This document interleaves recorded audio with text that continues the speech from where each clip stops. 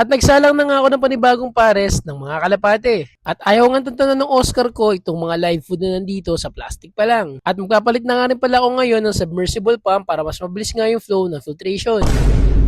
Ito nga palang kalapati na to, binigay sa akin ng mga kaibigan ko. Bali eto, parehas yan, bigay sa akin. Napurga na nga rin pala yung parehas, kaya sakto eto nga pinagpares ko na. At nagulat na nga lang ako, nagpares naman sila agad. Gawa nang wala nga sila naging kapares ng matagal, kaya naman eto, sabik na sabik nga sila sa isa't isa. Kaya naman kumuha na nga ako ng nalalagyan, alternative muna na kanilang pwede pag-itlugan. Gawa nang wala na nga ako ng isang klase. Pero dito nga nakikita ko, goods naman sila dito. Yung checkered nga pala, yun nga pala yung lalaki, at ito naman blue bar, yung mga babae. At hindi naman ako nahirapan sa magkapares sa kanila, gawa ng sabik nga sila sa isa't isa. Kaya naman panigurado nga, sooner or later, magugulat na lang din ako, panigurado may mga itlog na nga rin to. Kaya naman yung loft ko nga, kailangan ko na yung mapagawa as soon as possible. At dito naman sa monster fish tank ko, kailangan ko nga rin palang ayusin na, gawa ng infiltration nito, nahihinaan kasi ko. Pero sa ngayon, kayang-kaya pa naman niya, gawa na napakalino naman kasi ng tubig na to. Kaso nga lang kasi, yung galon mismo, nung pinagawa ko ng tank, ay meron yung tamang watts na gamitin para sa ganitong kalaki. Kaso nga lang kasi, nauna ko nabili, 20 watts lang. Kaso hindi talaga yung advisable para dito. Pero napapalinaw naman niya talaga. As in, kaya naman dito nga, umorder na nga akong panibanggo. Dumating naman nga, 60 watts naman to. Hindi ko nga lang sure mamaya kung anong mangyayari. Gawa na ang sabi nga kasi sa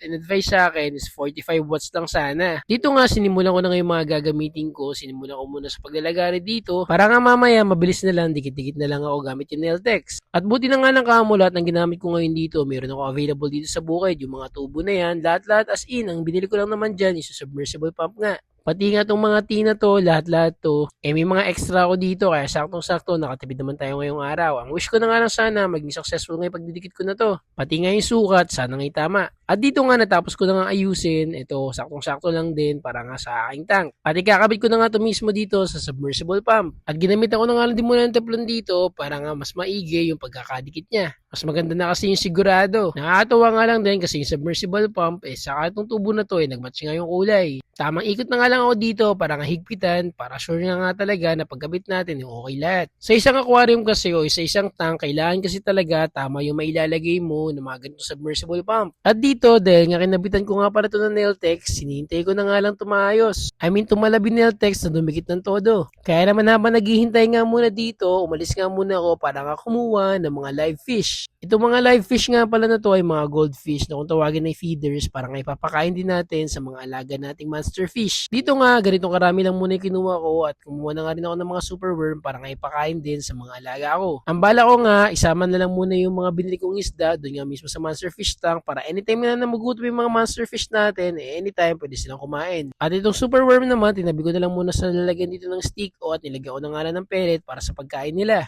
At naglagay na nga rin pala ako dito ng isang superworm at check ko nga kung kakainin nga ito at nagulat na nga lang ako, nakakatuwa lang din, kinain nga agad ng Oscar natin. Itong Oscar nga pa na to ay babae. Baka may suggestion kayo dyan, bala ko rin kasi pangalanan itong mga alaga ko isda. At ito nga pala nangyari nung pagkababa ko para i-acclimate ko sana itong mga goldfish dito. Nagulat na nga lang ako sa Oscar na to. Talagang gustong-gusto na nga niyang kainin, no? Kung maririnig nyo nga lang sa sounds niya, malakas talaga yung pagkakakagat niya sa plastic mismo. At nanginangat ko nga, nagulat na nga lang ako, nabutas na nga niya yung plastic.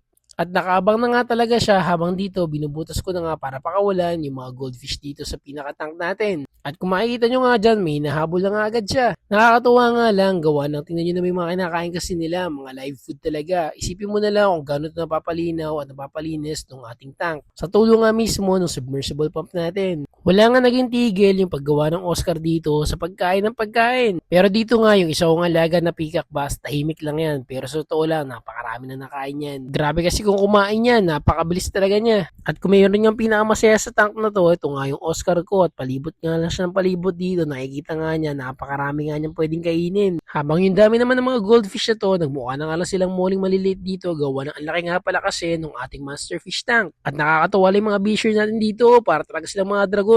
Papasalamat nga pala ulit ako sa nagbigay sa atin ng tropa ko na to kay Boss Arlen. At dito nga naglagay na nga lang ulit ako ng mga superworm at dito nga kinain na lang agad ulit ng ating Oscar. Abangan nyo nga pala sa susunod yung mga ilalagay pa natin ng mga monster fish dito at marami nga pala kasi kung plano pang ilagay dito iba't ibang klase ng mga monster fish. Pero fun fact lang din talaga, sa totoo lang, lahat ng isda dito ng monster fish, lahat to bigay lang sa akin. Wala pa nga akong binibili dyan, maliban lang sa mga pagkain nila. At this coming weekend nga, mo kami magbibigay nga ulit sa atin. Kaya yun naman, abangan nyo nga pala kung anong klase yun. At At mukhang napakalaki na noon at galing pa nga palang Olongapo. Dito nga, kinakabit ko na rin yung submersible pump dito. Nabuhay ko na nga pala yan at eto, pangalawang buhay ko na yung gagawin ko na to. Tingnan nyo naman kung gaano kalakas. Nung una binuksan ko kasi yan, nagbulwakan talaga, nagpasukan dito lahat ng mga buhangin. Ganun kalakas yung nangyari sa pagkakabili ko nga dito sa 60 watts submersible pump. Hindi pala yun akma dito. Gawa rin tingnan nyo kasi yung mga mangyayari dyan sa mga susunod. Na hindi ko rin inakala na ganito mangyayari. Aba, umapaw sa sobrang lakas. Naghintay nga lang din ako kung sakaling baka hindi naman nga umapaw ng umapaw. Kaso wala umapaw talaga hanggang sa punto tinanggal ko yung mga sponge. Kaso nga lang, ganun pa rin. Talagang umaapaw pa rin. Kaya naman ginawa ko na nga lang, hindi ko na nga lang naipakita sa video. Tinanggal ko na nga lang ulit yung submersible pump na 60 watts at binalik ko na lang 20 watts. Pero ang ginamit ko yung mga tubo na lang ulit na yun. At marami pa nga pala ulit kayong abangan sa mga videos natin. O siyang muli, kung umabot ka sa dulo ng video natin na to, simpleng follow, like at share. Malaking tulong na po sa akin. Farm Life, peace out.